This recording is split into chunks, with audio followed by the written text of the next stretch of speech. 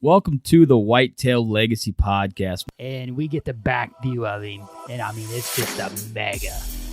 52 yards is a long shot. Magnum PI, what we named him. No idea. Just a magnum. Yeah, just a magnum. Come on cam last year, we said probably 150, mid 150. Yeah. Same doe from the morning come out with that 9-pointer. Here steps out this 90-inch 8-pointer. You're like, I'm like, okay, well, there's still a buck back there grunting. Yeah. And then out steps like another 90-inch 8-pointer. I'm like, all right. Yeah. Bro. Yeah. Bro. Yeah. You're like, I'm like, deer, right there. Yeah, like and he's already yards. 30 yards. Yeah. He was literally 5 yards from the base of the tree. Could have been, had a buck down at 1:40 in the afternoon, back there deep on public. 3 does come out pretty early. It was like 245, 24-yard shot, sent the combat veteran, and I tell you what, man, dude, it just smoked. We always get so jacked up when the other person kills. It's just almost like we got it done. Yeah. And when you killed that doe, I was like, hell yeah, man. And we come down here to Missouri. I asked Homie one more time. I'm like, is it a good buck? And he goes, yeah, real good, solid buck. I'm like, all right, boom. And the deer just drops. Sure. Super special to me. Whitetail Legacy Podcast, bringing you back to the hunt and leaving a legacy. Baller Rut. This is the Whitetail Legacy Podcast coming in your ear holes right now. And guess what? Say it, homie. We got big bucks on cam. Did a couple cam pulls. Chaos is back. Ooh. And new properties looking fire. All I'm saying about that. Potential mega out there. We'll let you guys know. He'll probably be gone when season comes, but You think that's a shed from the on the one on the 4-wheeler? No. That thing's, I don't think so. Okay. I don't know. That thing's too thick. That buck is thick. I like thick. He had to put a lot of mass on this year, but You know what else is thick? The deer in this podcast. That thing is that thing is thick. mega thick. We got Instinctive Passion Outdoors, Steve and Matt coming on, and we talk about the buck Eddie that he shot last year, an absolute giant 8-pointer with a drop or a 9-pointer. But however you want to read it, still an absolute mega. Quick story there, but we get into some awesome mobile hunting tactics, how these guys are hunting. There's 4 on the team. They all shot nice bucks last year. So that's saying something right there. 4 guys all kind of hunting the same style, getting it done.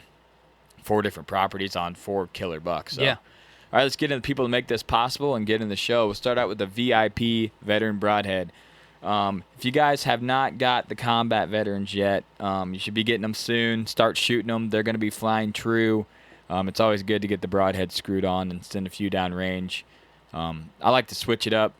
Field tips for like 3 weeks and then put the broadheads on and be like, okay, still good. Yeah, just to get that confidence. Good, yeah. Get that confidence going. So it's nice to be able to have them throughout the year, and that's one good thing about the veterans. You're not going to be, the sharpest steel out there, so you're not going to have to worry about it dulling and foam. So do you have the VIP shout-out? Yeah, this week's shout-out is Preston Rutherford, and he served in the Army for 6 years, and that is all the information I have. But, Preston, we appreciate you signing up and doing your duty and serving this country. We appreciate it.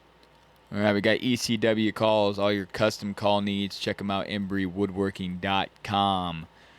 All right, Exodus trail cameras. I got the Exodus trail cam tip of the week. We mentioned this a few episodes ago, but I know a lot of you guys have cams out right now. And if you're like us, you let your cams soak. But that going out and checking those cams the week or week and a half after you hang them is so crucial. Went out, put this cam where we thought the megas were going to be. You know what I mean? Where we thought this pinch, a summertime pinch with it's got water right there, everything's perfect. Camera took 6 pictures and the batteries are dead. So obviously had a bad cell battery in there. Mm-hmm. If we would have let that thing hang for a month, it's all gone. You know what I mean? And like us, once we get past that first week, those things, we won't pull them till 2 weeks before season. You know what I mean? Right. So if you can, especially the ones you can access easy, just go check them. You get that initial boost of, okay, I got a good buck on cam anyways. And then it feels like me, like once you get that buck on cam, you can lay back. You're like, all right, I can let it soak now. It's good. It's running. But you might have a stick that you're getting 7,000 pictures of that you didn't see. And, you go out there in a week and you can catch it. So just make sure and do that. We already got burned this year. But if I would have went out there and checked it, it'd have been running for a month and we'd have been super burned. So. All right, next level deer supplements. You got next level? Yeah, this week we want to cover the purpose of supplements. For one, which is very popular, it's great for pictures. Just like we say in this episode, you can get every angle of the bucks. And you also get a monitor inventory of the local herd, which is something that we don't get to do. And, you just really wonder, like, if there's a mega out there, It also gives a deer a reason to visit or stay on the property, which is also a very good reason. You don't have to rely on the terrain features and such. Most importantly, to supply nutrition in a time of need that Mother Nature cannot. Natural browse and food plots are great when they are healthy, but drought, flooding, and other natural disasters can change and take that source of nutrition away quickly. A properly formulated supplement is the only guarantee that can be offered. So at least you know what you're giving the deer and that they are consuming it.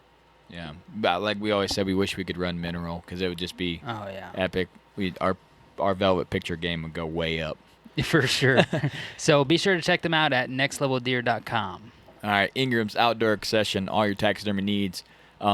Just a shout out for our local listeners. I know that a couple of our buddies are saying that they're getting their bucks back soon. We just appreciate you going up there and giving him a shot. Guy does great work. Let's get into the show. All right, we got Matt and Steve from IPO, guys. How you doing tonight? Good. How are you guys? We're doing great, man. We got big bucks on cam, so we're feeling good right now. They'll be gone in a month. But appreciate you coming on, spend some time with us. We've been trying to get her nailed down for a while and finally got her together.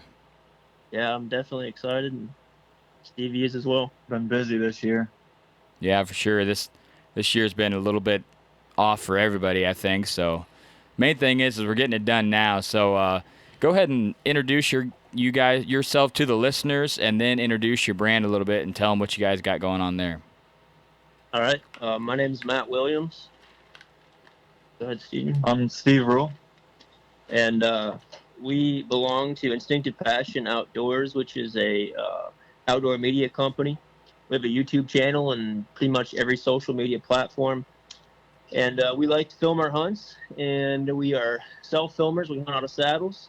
We're very mobile, and that pretty much wraps it up. Nice. Yeah, we met you guys at ATA finally, and we didn't get to get any drinks together though. Planned on it. Yeah. Didn't get tied up.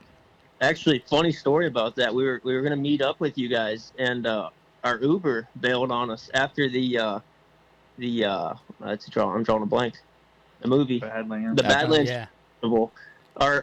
We stood outside in the rain for like half an hour, waiting for our Uber driver, and then by the time we got a new one, we were so tired. We were like, whatever, we're gonna go to Sonic, or no, it wasn't Sonic. Steak and Shake. Yeah. We went to Steak and Shake, got some food, and we were like, we're going home. It was like 1 o'clock by then. Way better plan than what we did. We probably should have hung out with you guys and went to Steak and Shake because it was a disaster. But we're trying to figure out how to get home. Oh, you take an Uber to the place, and then you're like, we'll make it walking. Yeah.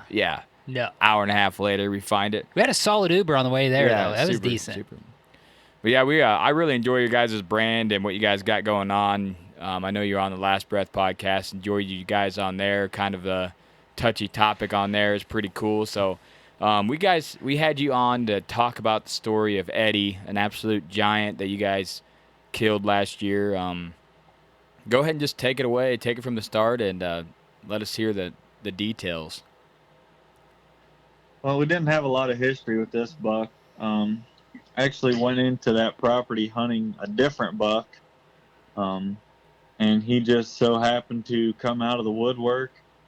I'd set up in the saddle on about the same spot I'd killed my buck in 2018, knowing that my hit list buck would be coming through there. One of them, nice warm mornings. And then Eddie stepped out and had him at about 19 yards. And self-filming kind of took its toll. Got him on camera, got some good footage. Finally got to full draw. And put myself in a bad position and the camera in a good position and couldn't get a shot. And he ended up escaping the first encounter. Up till that point, none of us knew he existed. So obviously the first thing I do is call Matt and the guys and send them what bit of footage I could get sent through the phone. And, we all kind of agreed he was a good high 150s, 160s buck. Definitely worth chasing, but, we kind of estimated a little bit low on him. And then we kind of discussed it. And that's one thing that Matt and I had talked about the other day, being able to lean back on 3 guys that have different styles, or 4 different guys, sorry. A little bit different styles, but we all got the same goal. And, pretty much consensus is hit it hard and, play the wind, do what we know how to do. And then we kind of decided to get a little bit risky with it. 2 weeks later, I actually set up just off some doe bedding, and the wind was horrible for me. Right for him. But right for him. And if he would have been about 4 yards more to the north or to the south coming in, he would have pinned me. But luckily some does cut my wind earlier, and he loved the wind, and it played out to get him back in at 12 yards. So 19 yards, 2 weeks later, 12 yards, and unfortunately I didn't get the shot on film, but when he was at 12 yards, he looked a little bit bigger, so I decided that the camera was going to have to wait that time. And then he went, 30 yards? And poor Matt and our buddy Devin Black was out in Missouri, and they had to wait a week to even see him. Dang. So let's rewind, because Stevie is very humble, and I like bragging about his success. So he found from the time Stevie found the deer and communicated with us, it took 2 weeks to kill him? 2 weeks. So by the time he found the deer until he put an arrow through him, it took, was it a little over 2 weeks, or was it exactly 2 weeks? It was right on the mark with 2 weeks. Pretty much exactly 2 weeks. So going back, the neighbors had a lot of history, and the deer was actually spending a majority of his time on the neighbors, but there was a little window. Stevie had a piece of permission, he had a piece of property by permission only to hunt, and the deer was only using a small window of that property. So once, Stevie found that out, he talked to all of us. We made a game plan, and the day you killed it, you set up extremely aggressive, giving him basically everything that he wanted to feel safe, and then killed him 4 yards before he hit your wind. Yeah, so. Yeah, props to you, man. That's something I need to work on, is getting more aggressive like that. But I'm sure that with the neighbors, as much as picks, if it's going to happen, you got to make it happen at that point. Yeah, come to find out, the one neighbor had him at 40 yards twice, and another neighbor had him in brush at 40 yards twice, and a third neighbor threw an arrow at him at 60 yards and missed. So I mean, he was definitely all over, huh? Yeah. In this area is very high pressured area. There's a lot of hunters, a lot of guys that run cameras. That they're not just gun hunt. I don't want to say anything bad about gun hunters, but they're not just they're 365 hunters. They put out mineral sites. They hang cameras. They do all the stuff that we do. So this deer was definitely in one of those areas that it was high pressured for sure.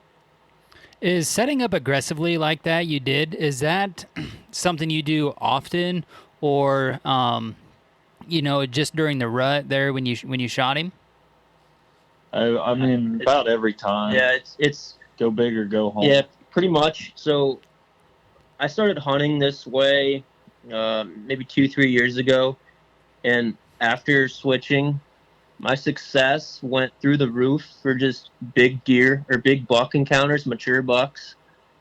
So yeah, and we can touch base on that a little bit if you guys want to, about like the strategy. And there's a window that I call the lazy window that you have to set up on that lazy window or it won't work. So you have to have an idea of the terrain features. You have to, or I should say, have to have a good idea. You have to have a great understanding of the terrain features around you, and then where the deer are coming from and where they're going. And you have to set up in this lazy window where basically the buck's he's gonna set check 90% of it, and then he's gonna get lazy for the last 10% because he doesn't want to exert more energy. So he's gonna feel like, okay, I'm safe, and then that last 10% is where he's gonna screw up, and you have to be there. You have to be located at that last 10% in order to kill him, and that's basically how it works. So he'll get lazy, and he'll think that he's safe. He'll basically cut the corner, and he won't make that 90. He won't go full commit. He'll cut the corner early, and then that's where you'll be. So I would say that's pretty interesting tactic there. Yeah. So after we started hunting that way, and then especially after we started hunting mobile, I know everybody kind of preaches the mobile game, but I mean, it is what it is. I know a lot of guys do it, but it works, and we are definitely firm believers in the mobile game. Kind of we have like a saying. We don't hunt the same tree twice. And in reality, we really don't. There are some trees where in the right situation you'll hunt, a couple times a year, but for the most part, we really do only hunt a tree once. And then even if it means moving 5-10 yards in one direction, we'll do it. So, because every day, every situation is a little bit different. The wind's a little bit different. Just the time of year is a little bit different. Don't get stuck just because you've seen a good buck in there 2 weeks ago doesn't mean he's going to be in there now. So just adapt and run with it, Yeah, and like that's why I asked you if you always kind of hunt like that, because I don't really hunt like that until like I'll take a week of vacation, whether it be late October or early November. And then, like, it's Wednesday and I've already hunted for 5 days, the weekend, and Monday, Tuesday, Wednesday. And then I might get, risky on Thursday because I'm like, man, dude, I'm running out of time. I got to get it done. So then I'm just going to, kind of push in there. And just like you guys said, kind of let that deer feel safe and position yourself in a spot to where he does feel safe and you can get a shot off at him before he does bust you. And I've killed my biggest bow buck was a situation just like that. And then if I wasn't having a baby on November 3rd, then I would have probably got another really good buck down. And it was the same situation there, just right off of doe bedding. And I was in there kind of pushing the wind, but, I just felt like I needed to be there. And just like you said, Matt, it's some of your biggest buck encounters is hunting like that. Yep. Go ahead and break down how you guys. What does your gear look like for your mobile setup, and then you're risking this. Are you hunting on farms that you have a lot of history with, or my big thing is when you're risking it, you're going in. How do you not bump the deer before you get set up on them? That's what I'm always thinking. You know what I mean? Because I feel like if I was as risky as everybody else, I would bump 90% of the deer before I even got set up. Because I have spots picked out, and I've told homie multiple times, I'm like, there's a spot. I just found one the other day. The muskrat's pretty much cut all my shooting lanes already. It's way in there. It's buck bedding. I know it. But getting in there is literally impossible in my mind. You guys just send it and go for it, or? Yeah, pretty much. Well, like the mentality of that is, so if you're going in there and you bump a good buck, like a lot of people think, oh crap, we screwed this up. But when we see a big buck bump out, we're kind of thinking, dude, that's awesome. We know exactly where he lays. He trusts that spot even more because it saved his life once. He's going to be back in there because it worked for him. Now we're going to make it work for us. Is kind of our mentality on that. So Stevie and I talk about this a lot, and I kind of want to just touch base on that and explain it a little bit more in detail. So when we bump a mature buck, it's like, heck yeah. Like that's what we wanted to do because, like what Stevie said, is that bed saved his life once, so he's gonna trust it again. And going back on you're gonna bump him off your property, as long as you're not doing it every single day or every, you're not consistently bumping him every week, you'll be fine. Because the way I look at it, and especially where we hunt, in I would say northeastern, north central Ohio, the population is just, there's too many hunters. If a mature buck ran, a mile every time he got bumped, they would never stop running. So for our situation where we hunt, it's just too high pressure. The deer know where they're safe. Yeah, they're going to get bumped.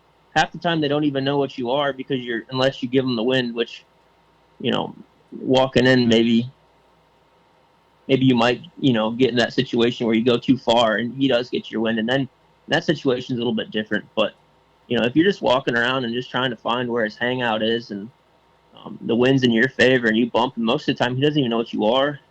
He'll just, trout off 100 yards or something and then just turn around and look at you. We love that situation because then we know exactly where his bed is. We know where he's bedding, on what wind, and then we try to figure out how we're going to get in there and hunt him, and on that exact same wind. So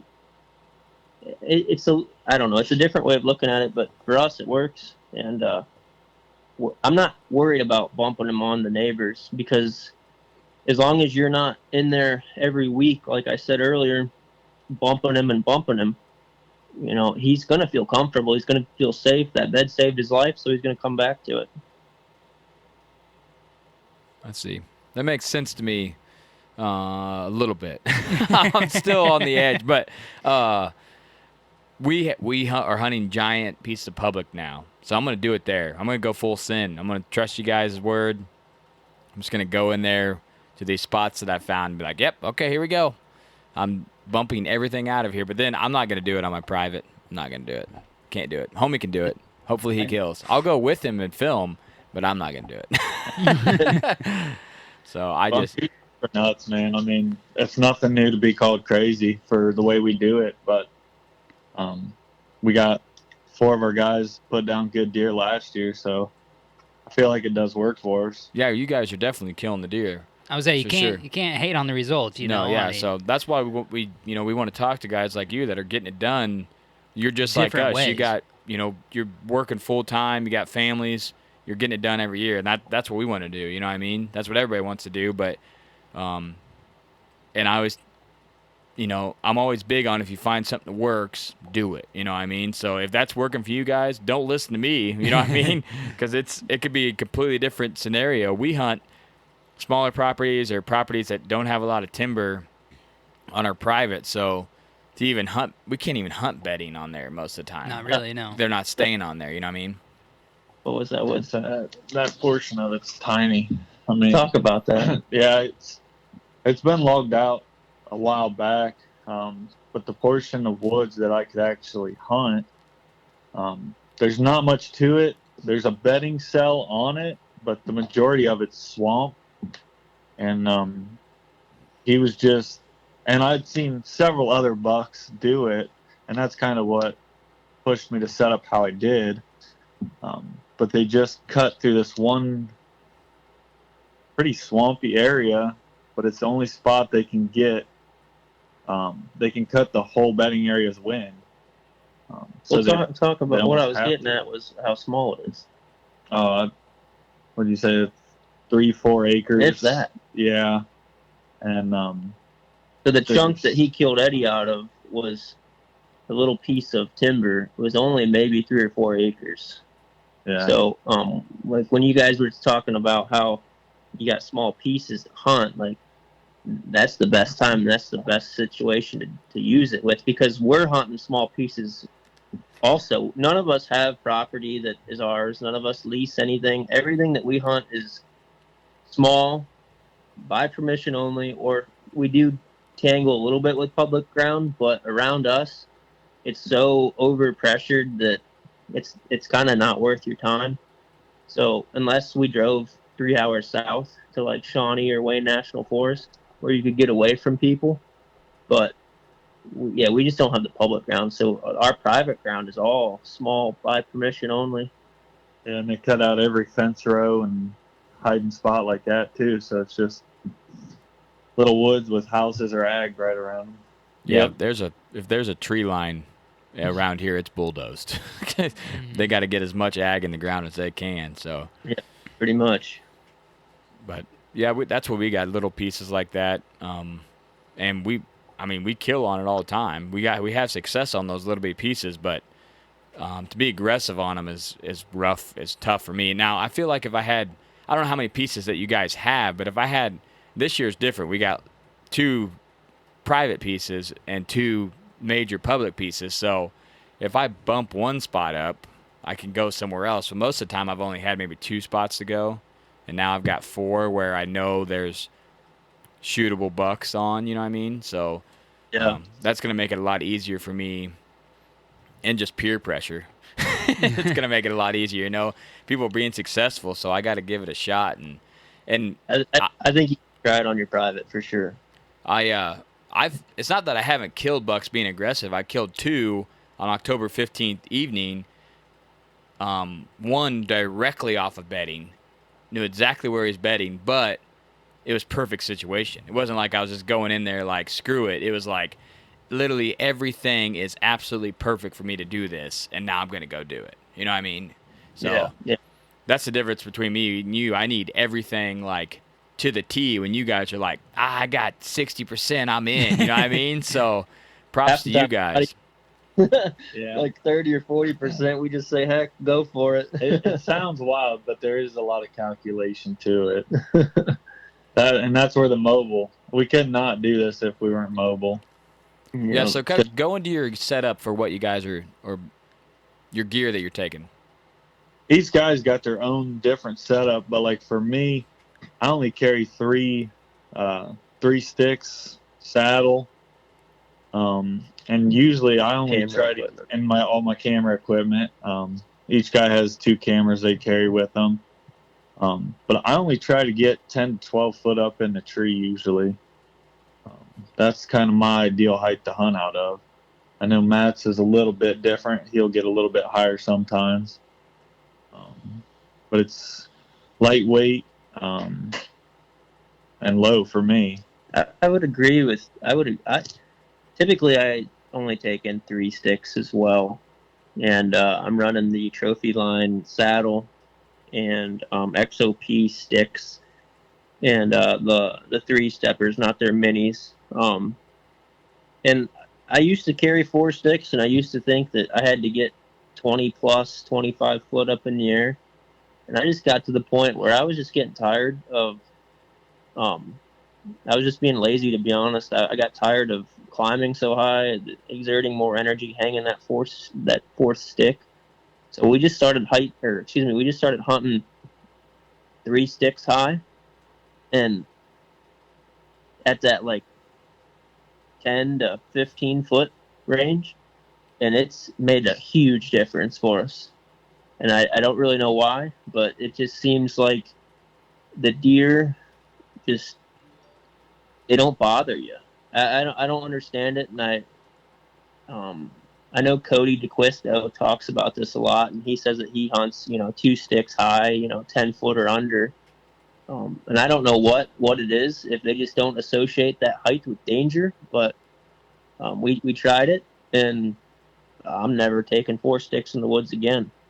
I mean, it's just what it is, and I don't care if I'm wide open or brushed in. Like, that's how high I'm gonna go. So That's super interesting too. We've been busted, I don't know how many times. Yeah. So we packed in 4 sticks, but we lose in the tree we were in last year. We lose, 6, 7 feet, maybe even 8, and so it's almost like we are at that, 15 foot range. And I mean, we got absolutely blasted. Yeah, we get blasted. Absolutely blasted, and we got great back cover, out and side cover's good. Man, but out in front of us, we were just getting pegged. There's so much pressure on that property. They just look straight up when they walk through there. Come around the bend, straight Yeah, up. literally, deer. There's like this giant hill and literally deer are coming around, and this is the second time we've ever been in this tree in our life. Come around the hill, boom, looking right at us. I'm like, what is going on? So We've been there. There are some spots that you do get busted in. It's not like what we do is 100%. It's just, I would say the majority of the time we get away with a lot. But it's probably because it's the only tree there. They only got one spot to look up. Yeah, right. There's no other options for trees. So, do you guys feel like you're getting away with a little bit more at that height, Matt, or the deer just aren't really like busting out? I think we kind of need to rewind a minute though, because when our style of hunting, a lot of times we're not seeing a ton of deer. We're just seeing the right deer. So does will, but I don't care who you are. Does, a wise old nanny doe will bust you out of the tree 10 times before a mature buck will. It's just how it is. Like, them old does are just pains, and they just will bust you so fast. So I don't want to say that we don't really doe hunt, because we do like to eat our venison, but like what we're talking about, you might only see one deer, two deer. You might not even see a deer, and then the next time you go out, your shooter's 20 yards in front of you. So, we do get away with a little bit more, but it's because I think we're not seeing the numbers that, like, I would rather see 0 deer than 15 that I don't want to shoot. And then the next time I go out, see 1 deer, and it's the shooter that I want. Yeah, it makes sense to what you're saying with how you guys are hunting the buck bedding. If he's going to be out there bedding by himself, you're not going to be hunting the doe bedding where she's got, 3 other does with her and then another subgroup off of that. So I can see that. I think if we were hunting more like typical, I guess, like a traditional, that's a good word. Yeah. I think if we were hunting more traditional, we would get busted a lot. But because we're not hunting your traditional setup, I think that we just get away with a little bit more, because I don't know. Going back to that lazy window, them bucks, I'm telling you, them mature bucks, they get lazy. I know a lot of people think that they're just, you never in my entire life of deer hunting, mature buck and lazy has never been put together, but it is now, and it makes sense for us. They do. Like, there's a window that you have to be able to find that they're almost like too cocky. Like, I can't be, hurt, or I can't be killed here, basically. So they get to the point where they're just too comfortable with their surroundings, and then that's when you throw an arrow at them, and they don't even know what hit them before they're laying on the ground. But yeah, I kind of got off topic, I think, but I hope I. You can never get off topic on this show. This is all good, man. I'm learning a ton. The thing with when we record these podcasts, I'm always thinking of spots. Like, you're talking, right. In my mind, I'm like, this is probably where I need to be. But the little devil on my shoulder is like, don't do that. Do not go in there. But I can think of a couple spots where you're in there, where I feel like if a buck spends, they probably spend 90% of their time in the same area most of the year until the rut. You know what I mean? Mm-hmm. So Yeah, they know that area very well. And if you're in that area, they're going to feel way safer there than they're going to be some random spot chasing a doe that they don't go into a lot. I feel like they're going to be way more, acceptable to scent and everything in there, because they're going to be looking for it. If they've been in the same area bedding for 3 years and been busted once, they're like, oh, I'm good in here, and they can kind of let their guard down. So, that tree with the scrape on it that's way back in there that we found when we were shed hunting? Yeah. I feel like that's a spot. You get in there, they're just going to be just that's why loafing. They went in there. Yeah, and then, when he come out the north end, he was just like casual as hell walking up there, and I feel like that's just like what they're talking about. We were after like high 170s last year, low 170s. That's public deer. Yeah, it's public deer. That thing is a tank. Yeah, the video of the film's coming out sometime. I don't know, whenever we get it out. But it's giant, man. And homie almost killed it last year, 55 yards. And We know exactly where he's at. We know exactly where he went into. Mm-hmm. It's just like literally to get in there and hunt is You can't hunt it. That's the bottom line. Yeah, it's the ground is so, but it's just like you're saying, it's one of those spots that if you were able to get in there, no one's been in there. He's just casually trotting around back there because no one's going into that. Right, and I guarantee when he hops the fence, he's a totally different deer. Yeah, yeah. know? When he hops onto the private, I bet you he's like, whoa. You know, I'm out in the food plot. This is this is not good. You know what I mean? Because the private that is really close to that is extremely high pressure, but it's a club and it's like 6,500 acres of nothing but deer hunters. You know what I mean? So, he could be dead. We don't know. You know, we can't hunt out there late season at all. So and it was closed down because COVID. Yeah, and then it was COVID. We couldn't shed hunt it. We went out there one time and shed hunted it and scouted. I'm glad we went then because I was scouting it the day they shut down all the state ground on the north end, and then they were like, "Yep, closed all the gates. If you get caught out here, you will be fined." I'm like, "Man, what am I hurting out here?" So yeah, for real. But don't get us started on that. but yeah. So I've been doing summer scouting, which people like talk it up. Our season don't start till October 1st. So I feel like everything that we get right now is null and void. If you show me a buck somewhere 2 weeks before season, a week before season, I'm in. Right. Right now, unless I got history with that deer is a freak that's 2 miles away during the rut. You know what I mean? So pretty much. We've had that happen to us I don't know how many times where you get jacked up about a giant, like Sidekick. We were just talking about this deer we forgot the name of, you know what I mean?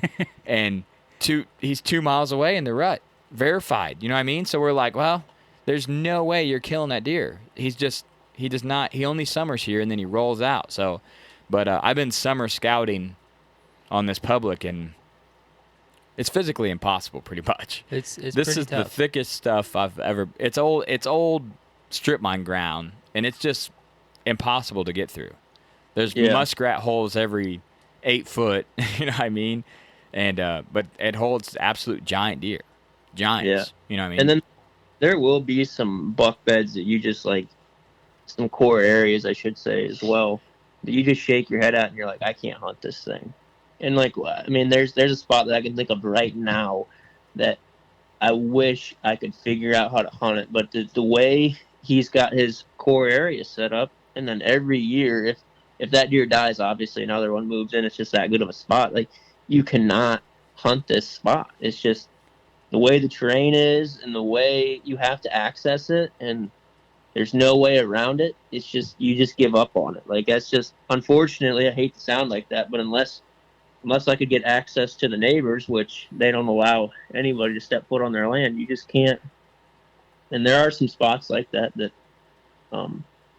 just can't get to. So yeah, that's what a couple spots I'm thinking, man. But this year I might be in that tree, homie. I might be way back in there. I'm only gonna be able to shoot about 15 yards. In the southwest. Yeah. Yeah. Yeah. The one that you said we can't get into in the back. Oh. Yeah. Oh, yeah. We need to get in there. Yeah. It'll be physically impossible. We're gonna have to get some saddles. Right. I knew it. No. Tree. We're gonna get so much shit for that right now. Yeah, we're gonna get so much crap for saying that. We're gonna get smoked. So if you guys find these areas and you know that a buck is bedding in here, maybe you've bumped him or something, are you trying to get right in that area, or are you trying to play the wind around that area where you think that he's gonna go? You want to take it, or you want me to go for it? I mean, that's kind of it's all situational. Yeah, it's so situational because even if the wind doesn't seem perfect, if you know there's does bedded somewhere, you can play off of them. Rain feature, I mean, it's... I guess to answer your question a little bit more, is I guess we do kind of start, I think this is what you're asking. We start kind of on the fringes of his area, not like the fringes of the property. So like we'll start a little bit farther away than we'd like, and then we just kind of move in and move in and move in until and I don't want to be bouncing back and forth because I know we said earlier that we're kind of all in 100%, but sometimes you do have to use your your woodsmanship and your knowledge of hunting, and sometimes it's an observation set is more effective than actually running in there and being dumb, I guess, and missing an opportunity. So I guess at first we like to talk about, we call up all the guys, and everybody's very knowledgeable in our group. So like Beebs, Black, Stevie, and myself, we'll get on the group chat or we'll call each other. We'll talk about the situation. We'll pull it up on Onyx. We'll look at the terrain feature. Most of us have all walked each other's properties, so we know what it looks like. And then we'll just make a game plan, and then somebody will just say something that just hits us in the face, like, why didn't I think of that? And then normally we just run with it. But, yeah, I'm sorry I can't.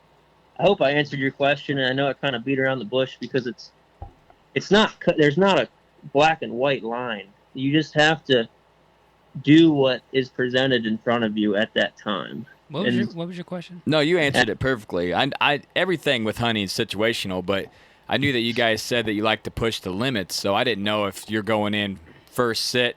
Okay, we jumped this deer.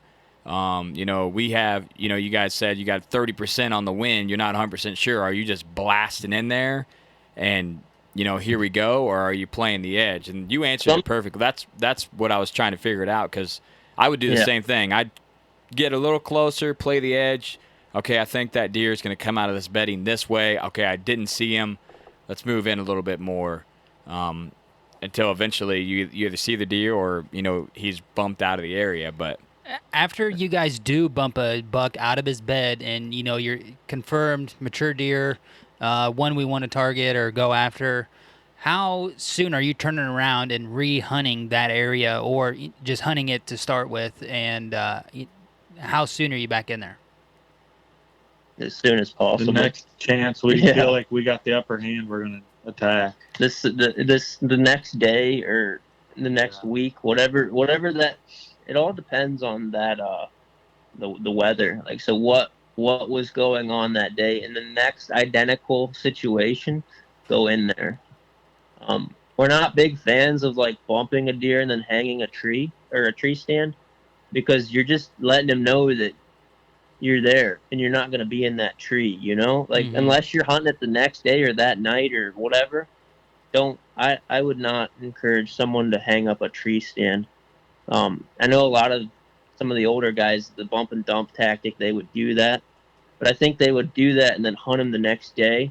For us, we always joke around, we work 5 to 9. So most people have a 9 to 5, but we work stupid hours sometimes, and we always joke about it. And to be honest, we are weekend warriors. We only go out Saturday and Sunday, and maybe if we're lucky, we can get off work early and we can hunt, a weekday, but it's after work, you're scrambling to the woods. So it's hard for us, but to answer your question, it's as soon as possible, as soon as you can have that identical day.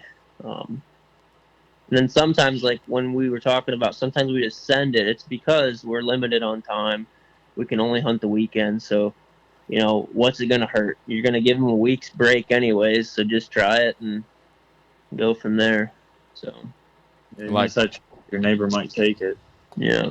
Yeah, I like that. I like that theory, man. If you're going to be out of there for a while, you might as well go after it. Send it. Yeah. That's why I kicked myself in the ass last year, because we wanted to take vacation this week. We ended up not doing that. No idea why. Probably because homie had it scheduled. Well, I started a week of floaters. Really screwed me, but he could have switched his week of floaters, but he didn't want to give up the gun season. Every day at work, I'm like, should be on vacation. But and then when he was there and where we knew we needed to be, we weren't there. You know what I mean? So we need to be more risky and get in there and just be like you guys. Well, screwed that up. And we got people hunting 150 yards from us, and then another guy was like 300 yards, same day. You know what I mean? So like you said, the neighbor. I mean, that's closer than a neighbor. You know what I mean? So other people know that deer exists, and all the other ones. That's just one of them. You know that are there, right. and there's a lot of other really really nice deer that were there, and that one caught our ground scent on the way in. A freaking giant, wide, heavy buck that I wanted to kill. There's a majestic 12-pointer out there somewhere. Majestic 12-pointer.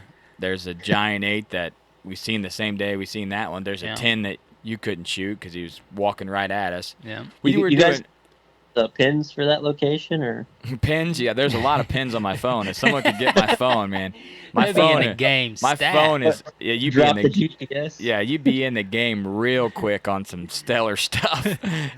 You're just gonna have to like hit the stair stepper to get there. But you'll be all right. So you'd be in trouble then. Well, Stevie, kind of getting back to Eddie, what did he end up scoring?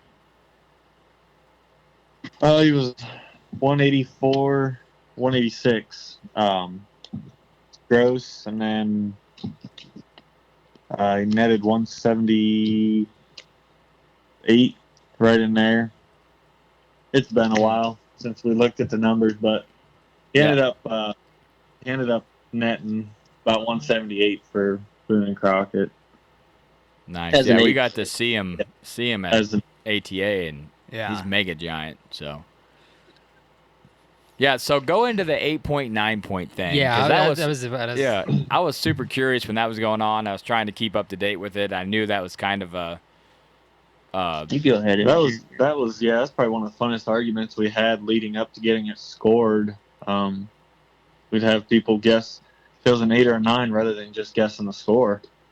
But the gentleman that scored it said due to the grain and how it followed, it was technically an 8 point with a drop. With an abnormal. Or a drop. It dropped down there. Never heard of anything following the grain on the antler. Yeah, it's freaking crazy. But yeah, when you guys posted that, and then I watched the video of you guys scoring it and stuff, and I was like, man, that's insane. I would have never thought. I would have thought that was a 9-pointer. You know what I mean? But they got the system of scoring it, so.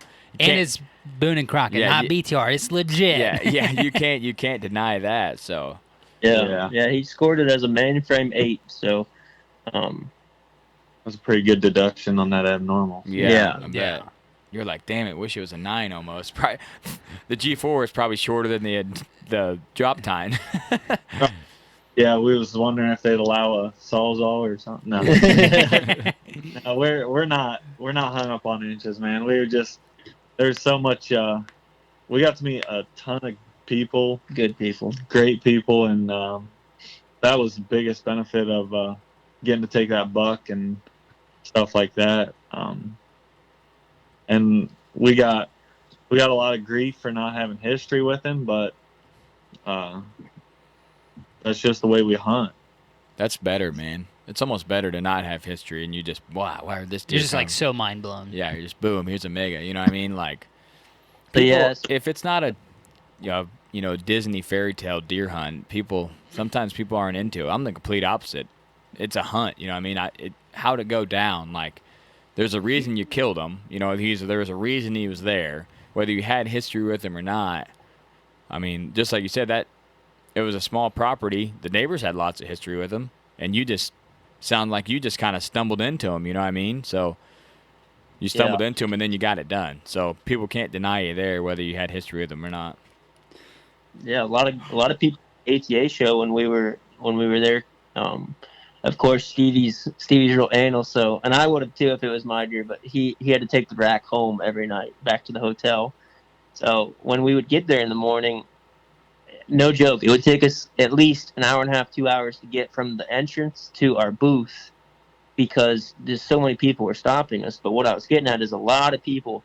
Oh, you had to have tons of history. Let's see trail cam pics. Let's see, sheds from last year. And when Stevie would say, hey, it was a 2-week history, almost a lot of people almost like discredited the deer for that reason.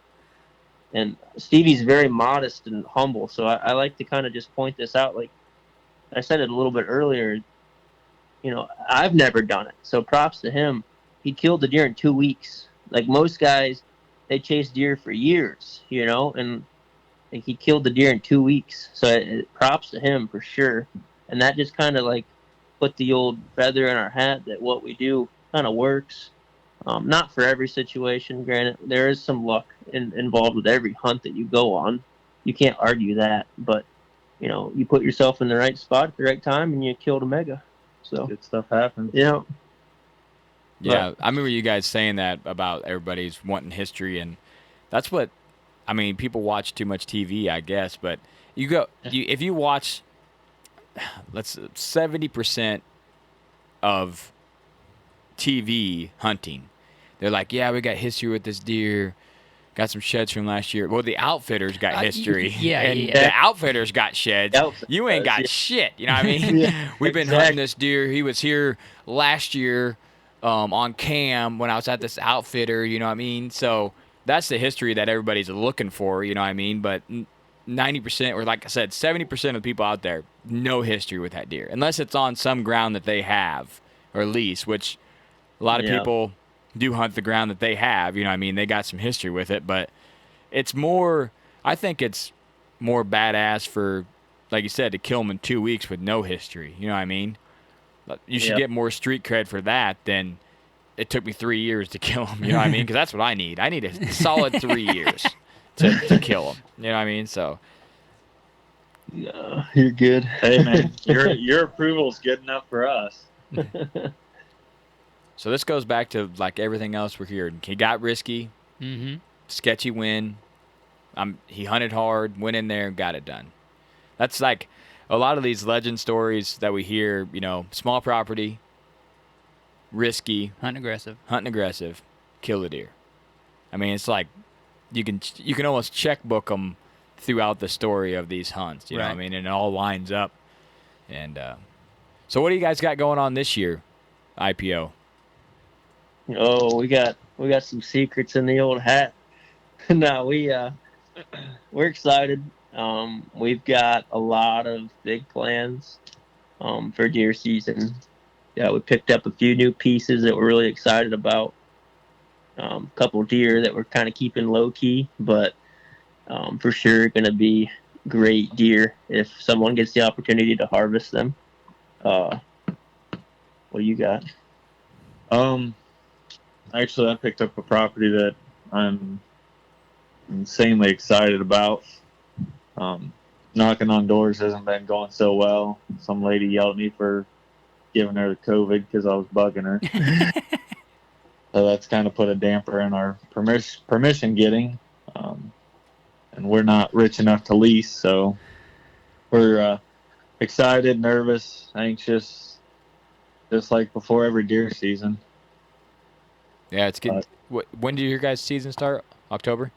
It's basically October 1st. It's the last weekend of September. Yeah. So whatever that last Saturday and Sunday is before the 1st of October is when Ohio's opens up. I was saying last weekend of September, I'm definitely not killing any deer. No. They are all gone. Yeah. Yeah, I mean, it seems like for us, when they shed velvet, 3 week gone. Yeah, it's gone. You know what? Well, you know what's kind of funny? Me and Stevie were joking the other day. I'm gonna embarrass myself, but I have a hard time finding deer in velvet. Like, I know you could go and like hang on a bean field or like a good food source, but in all honesty, I really have a hard time. All my buddies are sending me these like booners in velvet. I'm like, I got nothing. I mean, I got fawns. Yeah, fawns and does. That's what I got on camera. So I mean, I don't know what it is, but I'm glad that it is the way it is, because and Stevie included, we were both joking about this the other day. We just cannot, for some reason, we just like small bucks and stuff, of course, but to get a mega this time of year, no, it ain't happening. I can't find them. I don't know where to look. I don't know where to go. It's like they don't exist. No, they don't exist for us this time of year. So, I mean, it's just, I would really like to learn how to pattern a summer deer, because I I don't know what I'm doing when it comes to big velvet deer. I have no clue. And we struggled in Kentucky because of that reason. I'm going on a Kentucky hunt again this year, first week of September, and I need to learn how to hunt summer bucks because my dream, and I want a velvet buck. Like that's plain and simple. I want a velvet buck. This will be my 3rd year going to Kentucky for the early season, and I have yet to kill. So I'm getting frustrated, and I'm trying to learn for sure. I don't know a lot, but I can tell you how we find them after the podcast, real quick. Okay. But I'll get the notebook out. But yeah, so me and Homer, we were just talking before we came on here. It seems like we have like 5 or 6 days out of the whole, growing season where we get giants. You know what I mean? Like one property, it'd be like 3 days out of the whole entire, like 3 separate days out of the whole entire 3 month of antler growth, we get pictures of them. You know what I mean? And then it's never like every day they're there, unless it's Sunshine. That's why he was named Sunshine, because every day is on cam in the daylight. You know what I mean? Yeah. But that's how it is for us. We don't get a ton. We know where the giants are going to be, and we get them on cam, but we don't get them. We're not summer pattern anything. And the pictures that you see this time of year are 90% over mineral or bait. You know what I mean? If you got mineral bait out, you're going to get pics, plain and simple. That's one thing that we throw out a little bit of mineral sites, but we don't really get too crazy about it. Yeah. I mean, if you want good pictures, mineral and bait sites this time of year, they're there. And then you're going to get every angle of what you got going on, you know what I mean? And our Snapchat group every day loaded with velvet pics, you know what I mean? And we got a couple that we haven't showed them yet. but it's and we don't run cams near as early as a lot of people do, all of them, because we can't hunt in September. We can't hunt.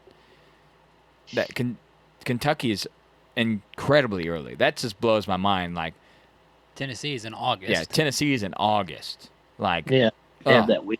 Yeah. And there's like a muzzleloader season in South Carolina or something. Yeah. At like the same time. Mm-hmm. Crazy. And everybody that doesn't hunt there is like, oh, it'd be so easy to kill deer. And that's like what we do too, you know what I mean? That's what I say. We've never hunted it, you know what I mean? But like for us, that time of year, yeah, we can find the giants daylighting. And then once they shed velvet, it's like, okay, time to go nocturnal. Just hit the reset button. Yeah, time to get to my fall range. And it seems like the 15th of October, if we have a deer on cam, we'll have him the rest of the year. He might vanish for the rut in a while, but he's going to come back if he survives.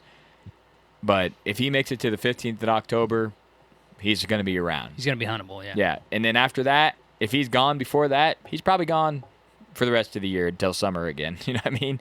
And then it's probably a good thing that you don't get velvet pics, because then you get tied up on the one deer. You're like, oh yeah, this is the deer I'm going to kill, and then he's gone, and you're like, okay, now I got to pick something else out and try to do that. So. Yep. Yeah, we understand that. Yeah. All right, guys. Well, we appreciate you coming on. This was kind of like a legend, mobile tactic, a lot of good stuff in here. We appreciate you guys giving us some knowledge and giving our listeners some knowledge. Before we get off here, let the listeners know exactly where they can find you on YouTube, Facebook, etc. Okay. Yeah. So you can basically just search Instinctive Passion Outdoors on Instagram and YouTube and Facebook. We are very active on Instagram. We try to post weekly on YouTube. Sometimes with work schedules and life, it's maybe once every 2 weeks or so, but we try to post weekly on YouTube. Daily content on Instagram, Facebook. We've got one, but maybe we should try to hit that a little harder. We don't really hit it too hard, but yeah.